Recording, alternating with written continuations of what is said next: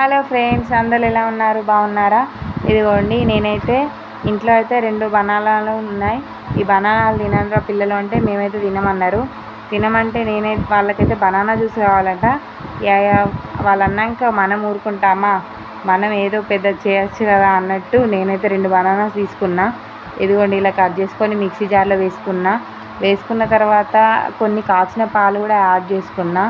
ఇందులో యాడ్ చేసుకున్న తర్వాత చక్కెర వేయాలా అని చూశాను. అందుకు చక్కెరలే నా దగ్గర బెల్లం ఉంది కదా అని బెల్లం పౌడర్ అయితే వేసుకున్నా.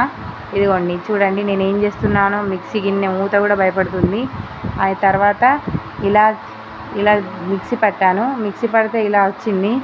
అయ్యో, జస్ట్ ఇంతే కదా, బనానా షేక్ ఇదే కావచ్చు అనుకున్నా. మీరు కూడా ఎలా ఉందో టేస్ట్ చేసి చెప్పండి. నాకు బాగాలేకపోతే ఏమన్నా అయితే మాత్రం నాకు సంబంధం లేదు.